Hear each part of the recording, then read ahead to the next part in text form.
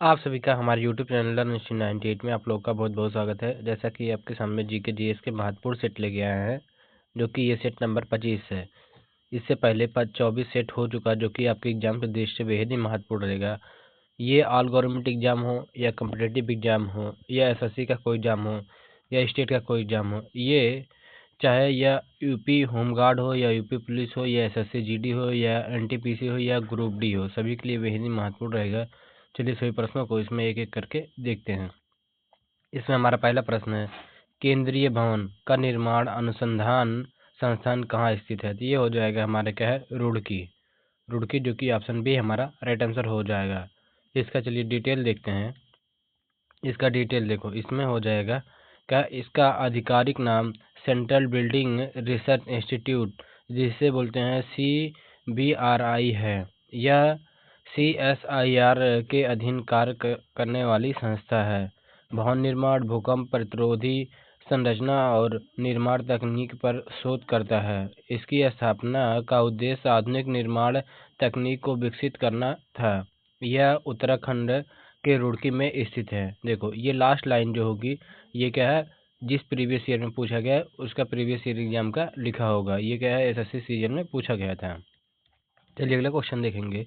इसमें देखो जाए, देश का सबसे बड़ा लौह इस्पात संयंत्र कौन सा है? अगर देखेंगे तो ये हमारा राइट आंसर हो जाएगा, क्या है, टिस्को है। टिस्को, जो कि ऑप्शन सी हमारा राइट आंसर हो जाएगा। चलिए इसका डिटेल देखते हैं। इसमें देखो हो जाएगा क्या, टिस्को। टिस्को का पूरा नाम Tata iron and steel company है। यह जमशेदपुर में स्थित भारत का प्रमुख इस्पात उद्योग है। भारत में सबसे पुराना और सबसे बड़ा निजी इस्पात उद्योग है। टाटा समूह के अंतर्गत संचालित होता है। भारत के औद्योगिक क्रांति में टिस्को की महत्वपूर्ण भूमिका रही है।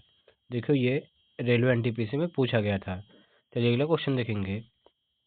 इसमें हो जाएगा, देश की सबसे बड़ी धूप फैक्ट्री कहाँ स्थित है? तो ये हो जाएगा हमारा राइट आंसर हो जाएगा जयपुर में। जयपुर, जो कि ऑप्शन ए हमारा राइट आंसर हो जाएगा। चलिए इसका डिटेल देखते हैं। इसमें देखो हो जाएगा, भारत में सबसे बड़ा धूप बत्ती, जिसे बोलते हैं इंसेंस, उत्पादन इकाई जयपुर में स्थित है। राजस्थान धूप बत्ती उत्पादन का प्रमुख केंद्र रहा है। यहाँ की धूप बत्ती देश भर में निर्यात की जाती है। परंपरागत तरीके से आधुनिक तकनीक दोनों का उपयोग होता है। राजस्थान की ये खुशबूदार जड़ी बूटियों धूप निर्माण में उपयोग होती हैं। चलिए अगला क्वेश्चन देखेंगे। इसमें हो जाएगा, हिटलर की आत्मकथा का नाम क्या है? ये क्या है, वेरी मोस्ट इंपॉर्टेंट है। इस पे स्टार मार्क करेंगे, क्वेश्चन याद रखेंगे। देखेंगे, ये हो जाएगा हमारा राइट आंसर हो जाएगा, क्या है, मेन। ये हो जाएगा कैंप, हो जाएगा कैंप, हो जाएगा मेन कैंप, जो कि ऑप्शन ए हमारा राइट आंसर हो जाएगा। चलिए इसका डिटेल देखते हैं। इसमें देखो हो जाएगा, मेन कैंप है जर्मन भाषा में लिखी गई आत्मकथा है। इसका अर्थ है मेरा संघर्ष, मेरा संघर्ष। एडोल्फ हिटलर ने यह पुस्तक जेल में रहते हुए लिखी थी। इसमें नाजी विचारधारा और उसकी राजनीति योजनाएं लिखी गई हैं। यह विश्व इतिहास की सबसे विवादित पुस्तकों में से एक है। ये सबसे मोस्ट इम्पॉर्टेंट लाइन ये हो जाएगा। चलिए अगला क्वेश्चन देखेंगे। इसमें देखो, विश्व में पहली व्यवस्थित जनगणना किस देश में हुई थी? तो ये हो जाएगा हमारा राइट आंसर हो जाएगा, क्या है, स्वीडन में। स्वीडन, जो कि ऑप्शन बी हमारा सही उत्तर हो जाएगा। चलिए इसका डिटेल देखते हैं। इसमें देखो हो जाएगा, पहली व्यवस्थित जनगणना 1848 में स्वीडन में हुई। इसके बाद अन्य यूरोपीय देशों में इसकी जनगणना शुरू की। आधुनिक जनगणना प्रणाली की शुरुआत यहीं से मानी जाती है। जनगणना का उद्देश्य सामाजिक आर्थिक आंकड़े जुटाना है। भारत में पहली जनगणना 1972 में हुई थी। चलिए अगला क्वेश्चन देखेंगे। इसमें हो जाएगा, ग्रेनाइट सिटी किसे कहा जाता है? अगर देखेंगे, ग्रेनाइट सिटी, सही उत्तर हो जाएगा, क्या है, एबरडीन को कहा जाता है। एबरडीन, जो कि ऑप्शन डी हमारा राइट आंसर हो जाएगा। चलिए इसका डिटेल देखते हैं। इसमें देखो हो जाएगा, स्कॉटलैंड का एबरडीन ग्रेनाइट सिटी के नाम से प्रसिद्ध है। यहाँ की इमारतें ग्रेनाइट पत्थर से बनी होती हैं। शहर का पूरा वास्तुशिल्प ग्रेनाइट की चमक से चमकता ये होता है दमकता है। यह यूरोप का एक प्रसिद्ध ऐतिहासिक शहर है। यहाँ का निर्माण कार्य 18वीं-19वीं शताब्दी में उभर कर आया। चलिए अगला क्वेश्चन देखेंगे। इसमें हो जाएगा जर्मनी और फ्रांस के बीच की सीमा रेखा क्या कहलाती है। अगर देखेंगे ये वेरी मोस्ट इंपॉर्टेंट लाइन है, इस पे इंपॉर्टेंट मार्क करेंगे। देखो जिस पे इंपॉर्टेंट मार्क कर रहे हैं यह स्टार मार्क करा, ये एग्जाम में कई बार पूछा जा चुका है, उस पर जरूर याद रखेंगे। ये हो जाएगा हमारा क्या है, मैगी नॉट रेखा, जो कि ऑप्शन बी हमारा राइट आंसर हो जाएगा। चलिए इसका डिटेल देखते हैं। इसमें देखो हो जाएगा मैगी नॉट लाइन प्रथम विश्व युद्ध के बाद बनाई गई थी। इसका उद्देश्य फ्रांस की रक्षा को मजबूत करना था। यह एक किलेबंदी प्रणाली थी। द्वितीय विश्व युद्ध में जर्मनी ने इस लाइनों को बाईपास कर दिया। यह सैन्य इतिहास में प्रसिद्ध रक्षात्मक संरचना है। चलिए अगला क्वेश्चन देखेंगे। इसमें देखो हो जाएगा गुरु नानक देव का जन्म कहाँ हुआ था। तो ये हमारा राइट आंसर हो जाएगा क्या है, तलवंडी में हुआ था। तलवंडी, जो कि ऑप्शन क्या है, सी हमारा राइट आंसर हो जाएगा। चलिए इनका पूरा डिटेल देखते हैं। इसमें देखो हो जाएगा ये नानकाना साहिब का पुराना नाम क्या है, तलवंडी है। इनका ये क्या पुराना नाम है, नानकाना साहिब। देखेंगे गुरु नानक का जन्म 1469 में तलवंडी में हुआ। अब यह स्थान पाकिस्तान में ननकाना साहिब कहलाता है। वे सिख धर्म के प्रथम गुरु के संस्थापक थे। इन्होंने एक ओंकार का संदेश दिया। सिख धर्म के सामाजिक सुधारों का आधार गुरु नानक की शिक्षाएं हैं। ये एसएससी जीडी और हरियाणा पुलिस में भी पूछा गया था। चलिए अगला क्वेश्चन देखेंगे।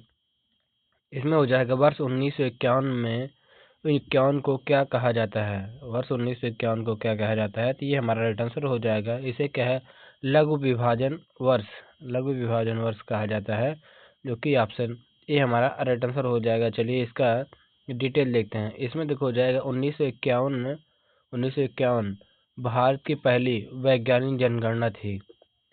इस वर्ष लघु विभाजन वर्ष कहा जाता है। भारत में जनसंख्या की तेज वृद्धि इसी समय हुई। 1951 को भारत की जनसंख्या नीति के लिए आधार वर्ष माना गया। भारत की जनगणना 361 मिलियन के आसपास थी। तब क्या है, ये 1951 के समय क्या है, 361 मिलियन के आसपास थे। चलिए अगला क्वेश्चन देखेंगे। इसमें देखो हो जाएगा आधुनिक काल की पहला नियोजित नगर कौन सा है। अगर देखेंगे तो ये हमारा राइट आंसर हो जाएगा जमशेदपुर, जो कि ऑप्शन सी हमारा राइट आंसर हो जाएगा। चलिए इसका डिटेल देखते हैं। इसमें हो जाएगा जमशेदपुर को टाटा समूह का प्लान करके विकसित किया गया। यह देश का पहला आधुनिक प्लांट इंडस्ट्रियल सिटी। यहाँ टिस्को टाटा इस्पात की स्थापना हुई। इसकी रचना अमेरिकी इंजीनियरों ने की। यह भारत के प्रमुख औद्योगिक नगरों में से एक है। ये वेरी मोस्ट इम्पॉर्टेंट लाइन हो जाएगा, ये वाला लास्ट वाला। चलिए अगला देखेंगे। इसमें देखो हो जाएगा राष्ट्रीय जनगणना आयोग का गठन कब हुआ। देखेंगे इसका जो क्या है, तो ये सही उत्तर हो जाएगा सन 2000, जो कि ऑप्शन बी हमारा राइट आंसर हो जाएगा। राष्ट्रीय जनगणना आयोग का गठन हुआ था। चलिए इसका डिटेल देखते हैं। इसमें देखो हो जाएगा राष्ट्रीय जनगणना आयोग 11 मई सन 2000 को गठित हुआ। इसके अध्यक्ष प्रधानमंत्री होते हैं। आयोग जनसंख्या नीति और जनसंख्या नियंत्रण पर कार्य करता है। भारत में जनसंख्या वृद्धि के अध्ययन हेतु महत्वपूर्ण संस्था है। आयोग ने जनसंख्या स्थिरीकरण को सुझाव भी दिए। चलिए अगला क्वेश्चन देखेंगे। इसमें हो जाएगा नहर सिंचाई में कौन सा राज्य प्रथम स्थान पर है। ये वेरी मोस्ट इम्पॉर्टेंट क्वेश्चन हो जाएगा, इस पे इम्पॉर्टेंट मार्क करेंगे, क्वेश्चन याद रखेंगे। तो ये हो जाएगा क्या, उत्तर प्रदेश, जो कि ऑप्शन सी हमारा राइट आंसर हो जाएगा। चलिए इसका डिटेल देखते हैं। इसमें देखो हो जाएगा उत्तर प्रदेश नहर सिंचाई में शीर्ष राज्य है। यहाँ गंगा, यमुना, शारदा और अन्य नहरें विशाल सिंचाई प्रणाली बनाती है। कृषि उत्पादन महारों की बड़ी भूमिका है। राज्य में गेहूं, गन्ना उत्पादन आदि। ये हो जाएगा। सिंचाई के विविध स्रोतों में नहरों का योगदान सबसे अधिक है। चलिए नेक्स्ट देखते हैं। इसमें हो जाएगा स्पेन की मुद्रा क्या है। देखेंगे स्पेन की मुद्रा क्या है, तो ये हमारा राइट आंसर हो जाएगा। क्या है? पेसेता। पेसेता क्या है? स्पेन की मुद्रा है। चलिए इसका डिटेल देखते हैं। इसमें देखो हो जाएगा आधुनिक समय में स्पेन यूरो उपयोग करता है। देखिए आधुनिक समय में क्या है, यूरो का उपयोग करता है। जो पेसेता है क्या है, पुराने समय में उपयोग कर, परंतु यूरो से पहले उसकी मुद्रा क्या है, पेसेता थी। पुरानी ऐतिहासिक जानकारी के अनुसार पेसेता प्रसिद्ध थी। यह 1868 से 2002 में तक उपयोग में रही। यूरोपीय संघ में शामिल होने पर स्पेन ने यूरो अपनाया। चलिए नेक्स्ट देखते हैं। इसमें देखो हो जाएगा अमृत क्रांति का संबंध किससे है। ये इम्पोर्टेंट है, इसलिए स्टार मार्क करेंगे और क्वेश्चन याद रखेंगे। अमृत क्रांति ये हो जाएगा क्या है, नदी जोड़ो परियोजना। नदी जोड़ो परियोजना से संबंधित है, जो कि ऑप्शन सी। चलिए डिटेल देखते हैं। इसमें हो जाएगा अमृत क्रांति नदी जोड़ो परियोजना से जुड़ा शब्द है। इसका उद्देश्य जल को कम करना है। ये हो जाएगा। अगला पॉइंट देखेंगे, नदियों को जोड़कर सिंचाई और पेय जल की समस्या दूर करना इसका मुख्य लक्ष्य है। भारत में कई नदियों के लिंक की परियोजनाएं हैं। यह एक महत्वाकांक्षी राष्ट्रीय जल नीति का हिस्सा है। चलिए नेक्स्ट देखते हैं। इसमें देखो हो जाएगा राष्ट्रीय बाढ़ आयोग का गठन कब हुआ। राष्ट्रीय बाढ़ आयोग का गठन कब हुआ था, तो ये हमारा राइट आंसर हो जाएंगे 1976 में। 1976 में हुआ, जो कि ऑप्शन ए हमारा सही उत्तर हो जाएगा। चलिए इसका डिटेल देखते हैं। इसमें देखो हो जाएगा भारत में बाढ़ नियंत्रण के अध्ययन हेतु आयोग 1976 में बना। इसे राष्ट्रीय बराह आयोग भी कहा जाता है। राष्ट्रीय बराह आयोग भी कहा जाता है। आयोग ने बाढ़ को रोकथाम का उपाय सुझाए। गंगा ब्रह्मपुत्र क्षेत्रों पर विशेष अध्ययन हुआ। आयोग की रिपोर्ट आज भी उपयोगी है। चलिए अगला देखते हैं।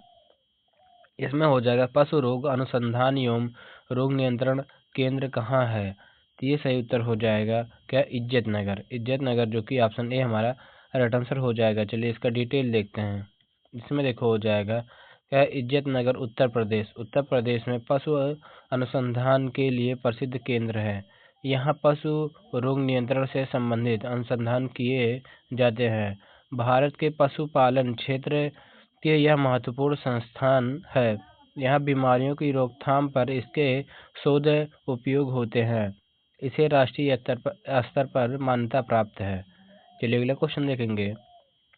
इसमें देखो हो जाएगा दुधारू पशुओं में दूध की मात्रा बढ़ाने के लिए कौन सा हार्मोन दिया जाता है। अगर देखेंगे ये सही उत्तर हो जाएगा ऑक्सीटोसिन दिया जाता है, जो कि ऑप्शन बी हमारा राइट आंसर हो जाएगा। चलिए इसका डिटेल देखते हैं। इसमें हो जाएगा देखेंगे ऑक्सीटोसिन एक हार्मोन है।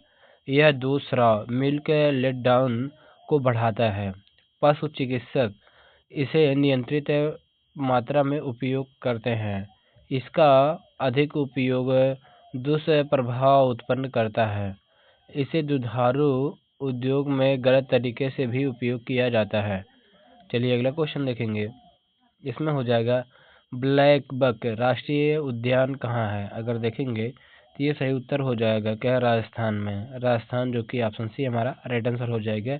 ये इंपॉर्टेंट क्वेश्चन है। चलिए इसका डिटेल देखते हैं। इसमें देखो हो जाएगा गुजरात का ब्लैक बक नेशनल पार्क काले हिरण के लिए प्रसिद्ध है। इसका मुख्य नाम क्या है, वो वेलावादार नेशनल पार्क है। यहाँ दुर्लभ ब्लैक बक प्रजाति पाई जाती हैं। यह भारत के पश्चिम तट के पास स्थित है। वन्य जीव पर्यटन का महत्वपूर्ण केंद्र है। चलिए अगला देखते हैं। इसमें देखेंगे विश्व में सबसे बड़ा थोरियम भंडार कहाँ है, तो ये देखेंगे सबसे बड़ा थोरियम भंडार। तो हमारा राइट आंसर हो जाएगा ये भारत है। भारत जो कि ऑप्शन सी हमारा राइट आंसर हो जाए। भारत में सबसे ज़्यादा थोरियम भंडार स्थित है। चलिए इसका डिटेल देखते हैं। इसमें देखो हो जाएगा ये भारत विश्व में सबसे बड़ा थोरियम भंडार है। विशेषकर केरल राज्य का समुद्री तट थोरियम का प्रमुख स्रोत है। यह परमाणु ऊर्जा उत्पादन में उपयोगी तत्व है। भारत थोरियम आधारित रिएक्टर तकनीक विकसित कर रहा है। वैश्विक परमाणु ऊर्जा में भविष्य में भारत अग्रणी हो सकता है। चलिए अगले देखेंगे। इसमें देखो हो जाएगा भारत में पहली ऊन वस्त्र मिल कब स्थापित हुई। ये हमारा राइट आंसर हो जाएगा क्या 1876 में। 1876 जो कि ऑप्शन ए हमारा राइट आंसर हो जाएगा। चलिए इसका डिटेल देखते हैं। इसमें देखो हो जाएगा पहली ऊन मिल 1876 में कानपुर में स्थापित हुई। कानपुर को पूर्व का मैनचेस्टर, ये वेरी मोस्ट इम्पॉर्टेंट हो जाएगा। ये आप चाहे तो इस पे स्टार भी मार्क कर सकते हैं, क्योंकि ये कई बार पूछा जा चुका है, हर परीक्षा में पूछा ही जाता है।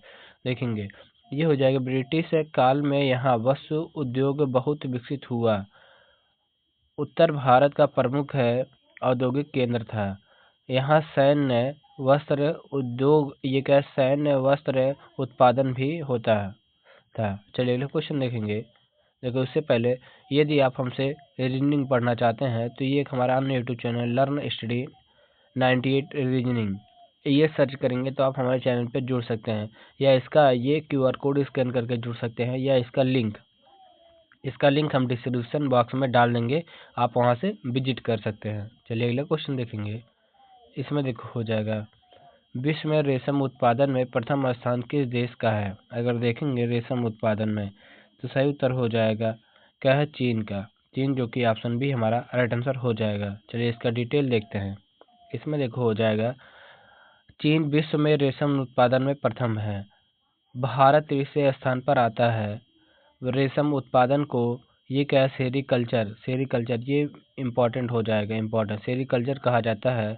देखिए चीन हजारों वर्ष से रेशम उत्पादन के लिए प्रसिद्ध है। भारत कर्नाटक असम पश्चिम बंगाल प्रमुख केंद्र है। नेक्स्ट क्वेश्चन देखेंगे। इसमें देखो हो जाएगा राष्ट्रीय फिल्म विकास निगम की स्थापना कब हुई। ये हमारा राइट आंसर हो जाएगा क्या 1975, जो कि ऑप्शन डी हमारा सही उत्तर हो जाएगा। चलिए इसका डिटेल देखते हैं। इसमें देखो हो जाएगा नेशनल फिल्म डेवलपमेंट कॉरपोरेशन, जिसे बोलते हैं NFDC, 1975 में बना। इसका उद्देश्य भारतीय फिल्मों को अंतर्राष्ट्रीय स्तर पर बढ़ावा देना है। कल फिल्मों के निर्माण में यह सहयोग करता है। NFDC कई राष्ट्रीय पुरस्कार विजेता फिल्मों का निर्माता रहा। यह भारतीय सिनेमा के विकास की महत्वपूर्ण संस्था है। चलिए अगर देखेंगे इसमें हो जाएगा सूर्य के सबसे निकट कौन सा तारा है। अगर देखेंगे सूर्य के सबसे निकट कौन सा तारा है तो ये हो जाएगा ये क्या है सेंचुरी है। ये गलत लिखा गया है, यह सेंटोरी नहीं है, सेंचुरी हो जाएगा। प्रॉक्सिमा सेंचुरी है, जो कि ऑप्शन सी सही उत्तर है। चलिए इसका डिटेल देखते हैं। इसमें हो जाएगा प्रॉक्सिमा सेंचुरी सूर्य का सबसे निकट एक तारा है। यह लगभग 4.24 प्रकाश वर्ष दूर स्थित है। अल्फा सेंचुरी प्रणाली का हिस्सा है। यह संभवतः पृथ्वी जैसा ग्रह भी है। देखेंगे खगोल विज्ञान में इसका अध्ययन अत्यंत महत्वपूर्ण है। चलिए अगला क्वेश्चन देखेंगे। इसमें देखो हो जाएगा मंगल के 2 चंद्रमा कौन से हैं। ये हमारा राइट आंसर हो जाएंगे क्या है फोबोस डिमोस, जो कि ऑप्शन बी हमारा सही उत्तर है। चलिए इसका विस्तार देखते हैं।